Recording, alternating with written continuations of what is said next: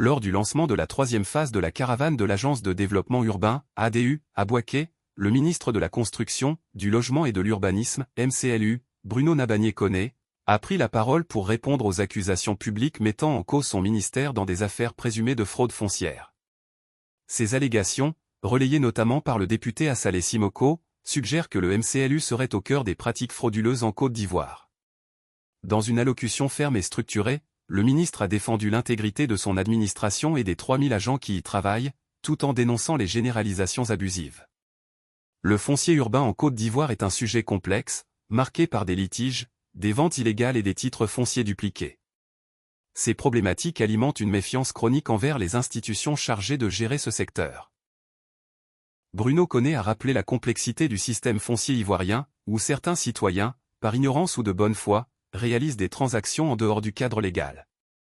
Cependant, il a fermement rejeté les accusations qui visent à discréditer l'ensemble de son ministère. « Je suis le premier responsable de ce département, et je ne peux tolérer qu'on salisse l'honneur de toute une institution », a-t-il déclaré avec conviction. Avec plus de 3000 agents, le MCLU est une machine administrative qui œuvre quotidiennement pour répondre aux besoins des Ivoiriens, souvent dans des conditions difficiles. Koné a qualifié d'injuste l'idée que ces fonctionnaires, dans leur grande majorité, seraient impliqués dans des pratiques frauduleuses.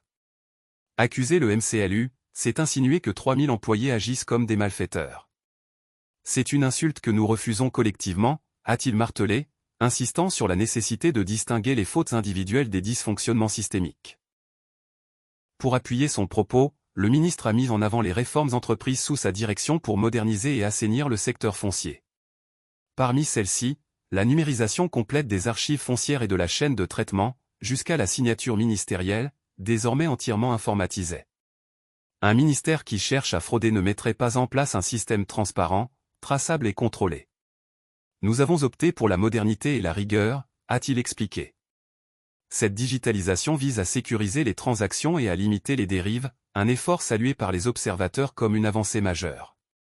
Koné a également évoqué sa comparution devant l'Assemblée nationale, une démarche inédite dans l'histoire du ministère.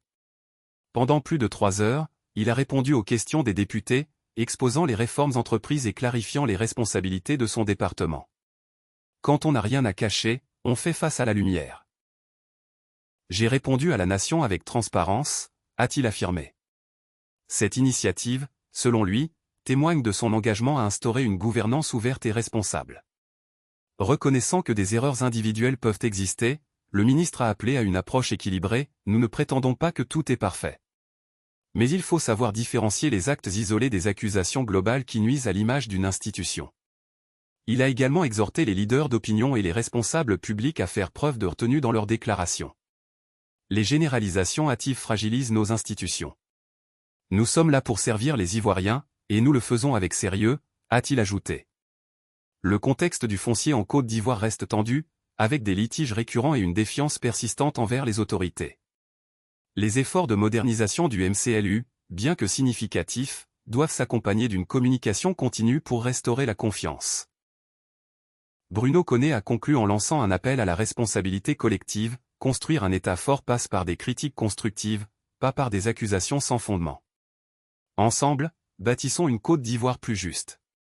Cette sortie, à la fois défensive et proactive, marque un tournant dans la gestion de la crise foncière et pourrait redéfinir le dialogue autour de ce dossier sensible.